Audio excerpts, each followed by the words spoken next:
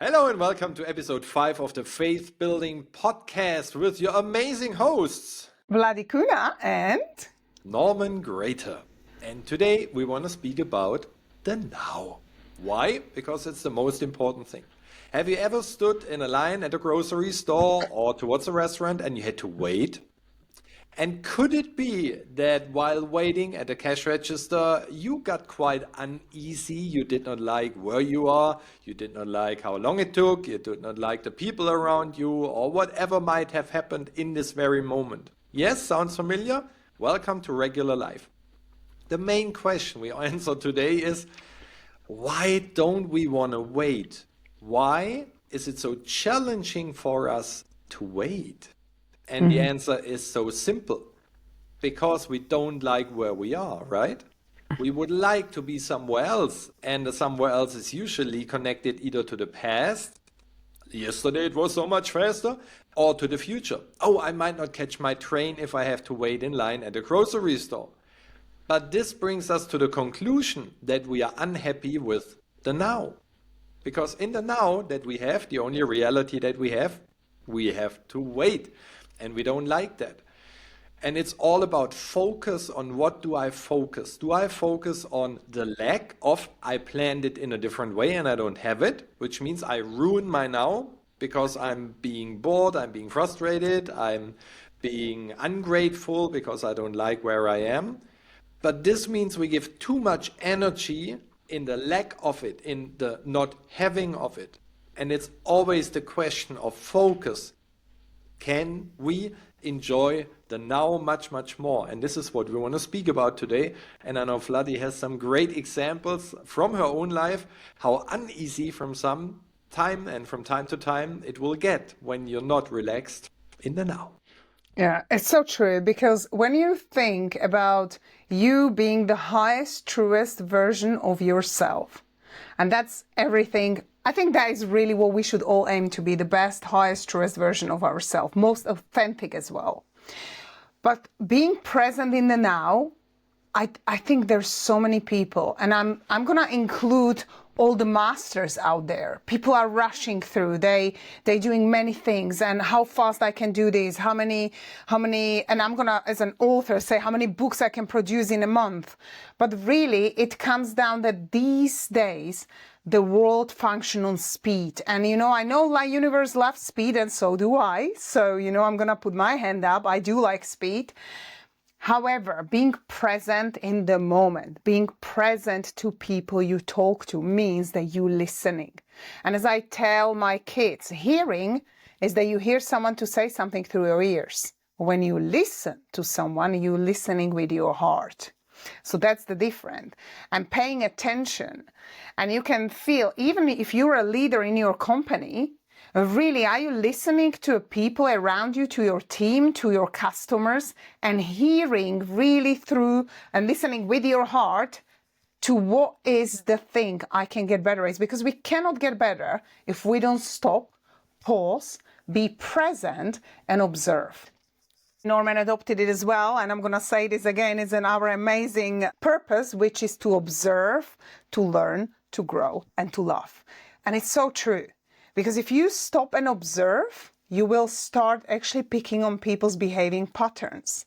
And then you can get better by how well can I respond to this. But that all is linked to being present in the moment. And as we talked in last episode about letting go and the fear we have, because I think this is really linked to a present moment. If you live in a fear or you keep making assumptions what may happen, if you do or don't things, and again, you either do them or don't, but we make assumptions. And most of the assumptions never happen. We just create this fear like, if I do that, that may happen. Says who? We create this in our mind, and so many things don't ever happen. But the fear prevents us from making a decision and living joyful life right now. Because if I had this experience on many levels, And all the times, really, you know, when you want to change your job and you want to do something else, you feel the fear. What if my income is going to be different? And what if the people I'm working with and now I'm going to lose the contacts? And whatever fear you associate with that, it's not really real. It's inside you, because if you are truly doing your best all the time, then you have nothing to worry about. And I've experienced it recently and few times before in my life as well, when actually this was something where, you know, like I thought, well, I'm going to have to make these in the next couple of months and then build myself in this. And Norman actually helped me, because he said, you assume you're not going to make any money next 2 months? And it was such an awakening moment for me, because it is the assumption we make. And I've made twice as much just within 2 weeks of letting go of the old and coming into the new, but you can't see that. What does it mean? That's the faith. And that is why we're doing a faith building podcast, because for a 2025, we chose faith and belief to be our theme of the year. Obviously, this podcast is going to stay faith building podcast for years to come, but we're really starting with it because if you have faith in you and you surround yourself with amazing people who have faith in you, you're unstoppable and invincible. And it really, I love what I keep saying to all the people I know is you need one person in the entire world to love and believe in you. Just one person. It's not as complicated as we think. And you can go beyond the stars. So I'll hand it back to Norma. Really, that is all blended with the decluttering and being present in the now and not having a fear, and build the faith, which is the invisible muscle.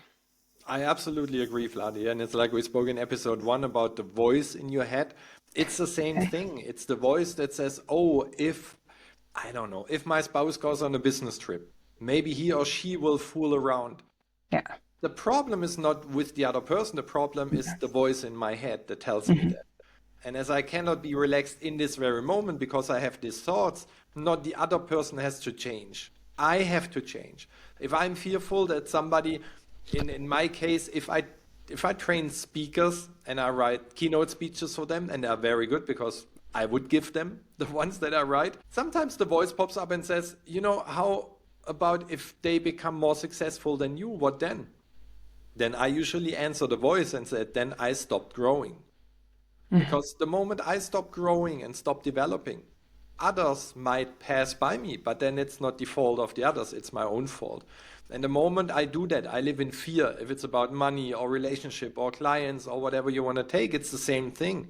And it's all in us. We don't enjoy the now. We cannot relax in the now and say, all is well, and have the faith that all is well. And again, if we're so scared that somebody is being taken away from us, that we inherited, that we bought, that we worked on so hard, what we spoke about in episode 4, this is no good life. We live in kind of a prison that we build ourselves. And again, so many people point their fingers and say, no, no, no, no, it's the other person's fault. If the other person does this, or if the other person does that, forget about the other person. It's not about the other person. It's about your fear. And it just shows, if you're full of this fear, that you don't enjoy the now, even though you say, yes, yes, I enjoy the now. Yeah, if you really would fully 100% enjoy the now, you would not be fearful what happens to your money, to your clients, to your relationship. You would live in the now and say, what happens to whatever I'm excited about and what frustrates me or I'm fearful about, whatever happens to it, I will see the moment it happens. And it brought me so down to earth thinking about it during the last couple of hours. Really, sometimes it cannot go fast enough, like you shared with yourself, Vladi. Sometimes I say, it should have happened yesterday. Oh, I'm so excited. Why is this project not moving forward? And again, it still shows me that I'm not excited about the now. Yeah. If my focus is so much on a future project that is so important and that's killing my now, that's the energy I'm sending out. I'm sending lack energy. It's not I'm prosperous and I can do my vision boards and the affirmations and whatever I do in a daily routine as long as I want. As long as I cannot relax in this very moment and just be present and enjoy what's happening or not happening right now. I'm not here. I'm in the future or I'm in the past. And as soon as I realize that, I know my energy is not where it should be. It should be in the joy. It should be in the now. And this is what I will work on for 2025.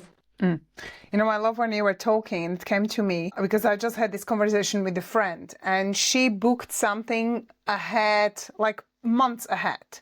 And it came to the point, and now she's dealing with the challenge, and she said she completely did not even pay attention to half of the show.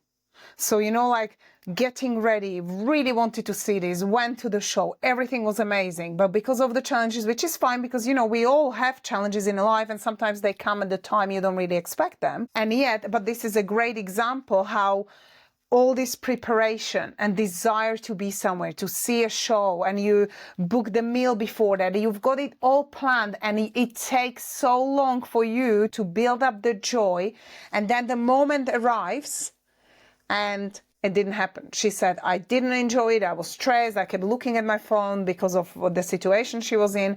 And then the dinner, she said, you know, like the amount of money we spent, this is very special place. And she said, I just wish I didn't do it now. You know, like it comes to the point, but it's the same with Christmas, isn't it? We build the joy before the Christmas, and sometimes the right end moment comes. And that comes back to me and Norman talking a couple of episodes, and really throughout the episodes, find the joy in the journey. You have to have the destination. But if you live through the journey, then you come to the point that maybe the end, you let go with ease and send someone else to the show because you know you're not with it anyway.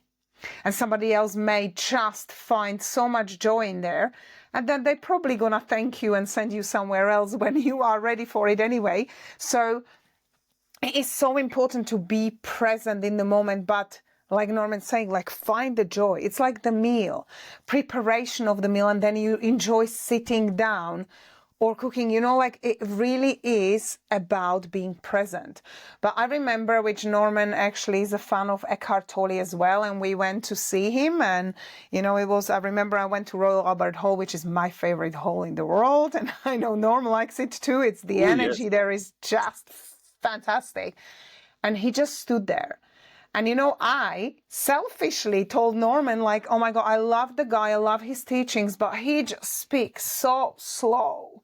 And I don't know if I can handle the talk. And guys, until I sat there in the hall and he started talking, and the way he talked and everything explained, not even once that crossed my mind in that entire 2-hour session. And I completely changed my perception on being there live and sitting so close to him and listening to him and the explanations, and made me realize how much we rush through the life. Let's publish 10 books. Let's get 10 programs. Let's get, I don't know, we're rushing through and we focused on quantity and not quality. You cannot actually achieve a high quality with something that you're not fully present, you truly enjoying the moment, you're truly connected to that inner core of you, and you can't have that. You can't command your mind that in 2 weeks I will have this done, because that connection doesn't happen by command. It happens by relaxation, by being present in the moment, by having faith and really connecting to the source and to the source of you, because really the core of you is the source. So true, Vladi. And I just thought, so what's the solution?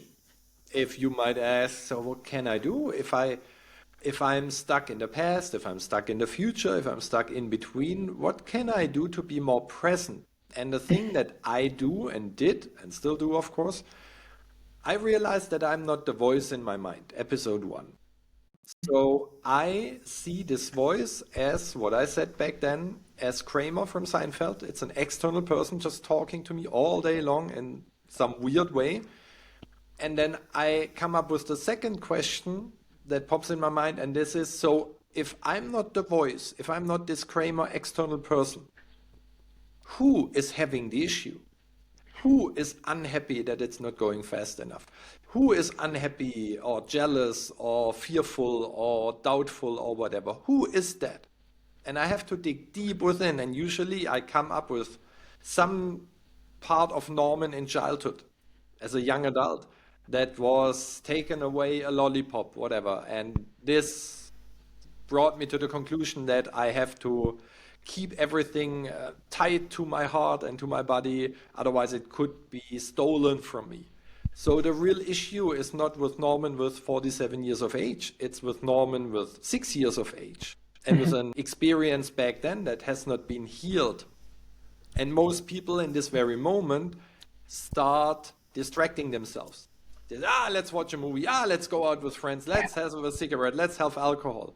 They're not present for the feeling. But let this feeling come up. Let this feeling of young Norman, 6-year-old Norman come up and live through it. Let it be. Look at it and just look at it. I mean, I'm 47. I'm not 6 years of age anymore. So why should I be fearful? I have achieved so much in my life up to this very point. But again, I let a 6-year-old run my show. And the fear is the 6-year-old and not the 47-year-old version. And it brings us back to the last episode, episode 4, about decluttering. Can I let go of those feelings? Can I just let them go through my body, experience them, live them, have a look, be there for my 6-year-old self and say, I am here, your big brother, kind of. I'm always here for you. You can feel sad. You can feel disappointed.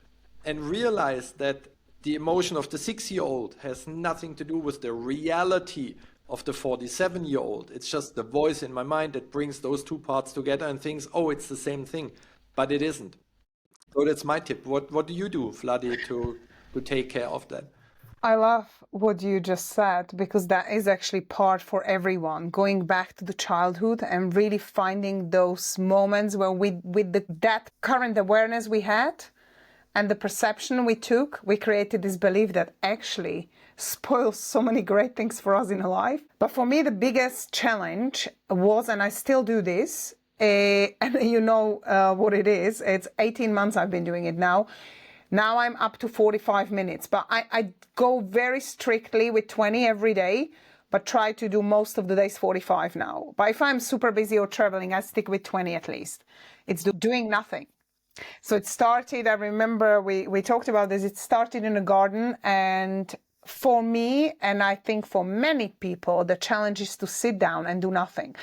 And I know and as a coach, I advise many people to do guided meditation, but this is different. This is doing a meditation where you quiet your mind completely. You sit, I started doing this in a garden, it was in the summer, so, I had to find the focus point. So I would watch the leaves, or I would look at something, or birds, or because you need to get distracted from your thoughts. Your current thoughts are running so fast. And it takes probably faster now for me. But at the beginning, I remember it took 10 to 15 minutes to really feel that I quieted all the running thoughts in my mind. And after 15 minutes, I could feel peace. But for me, it was like, oh my goodness, I don't have a 45 minutes in my life. I'm so busy. I can't sit down for 45 minutes. So I've made it a challenge. And that made a huge impact on my life, genuinely, because I now am more present to people, definitely because of this exercise. I am more present to myself, and I can really value how serenity and calmness can produce way more stuff than rushing through everything and ticking off boxes. And the quality of the stuff I produce is way higher as well. So doing that nothing it changed many things in my life. Even when we talk about decluttering, like having everything too much tidy was a problem for me. I actually experienced the other end. Not the decluttering wasn't my problem. My problem was being too tidy. And that's not healthy either. I'm going to say that lovingly, but I think a good balance everywhere is great, because you have to let go as well. If you're too addicted to tidiness and everything as well, you just don't enjoy your life as well. It's okay to have a little bit of mess, you really have to find that it's perfect. So for me, quieting the mind and doing nothing still works.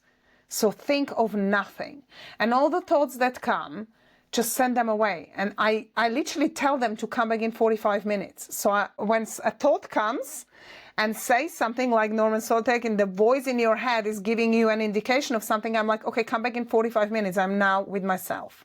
And it works. It really works. I mean, 18 months, and you would maybe think like it's a long time, but I am nowhere near where I would still love to be.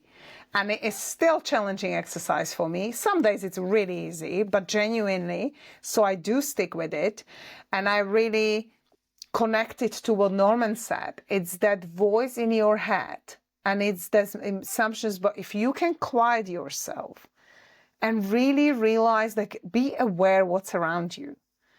Everything, like sitting and paying attention to the moment, like look around yourself, notice the colors, notice the things, you will be more present to people. I do feel that these days, especially social media, I don't mean it in a bad way because we're here as well, but the truth is people are so rushed through everything, so they get better algorithm, they get more views, they get more everything, and they don't sit and spend time listening to people around them, listening with their heart to their customers, paying attention to the teams, paying attention to what can we all do better, because we rise together. You cannot be successful alone.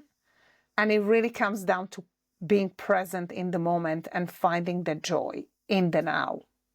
Yes, and that's so challenging in those current days. If you, what you just mentioned, social media, if it's TikTok or the shorts on YouTube or on Instagram, it's a constant change of pictures, of fonts, on situations.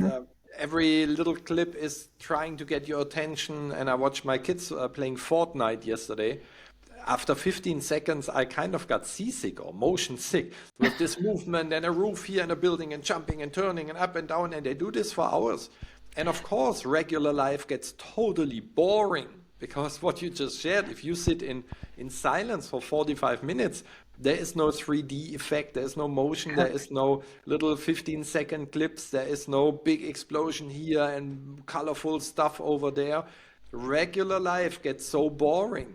And even with Eckhart Tolle that you just mentioned a couple of minutes ago, Vladi, I also thought in the beginning, I cannot listen to this man. I mean, I will fall asleep. By now, I love him.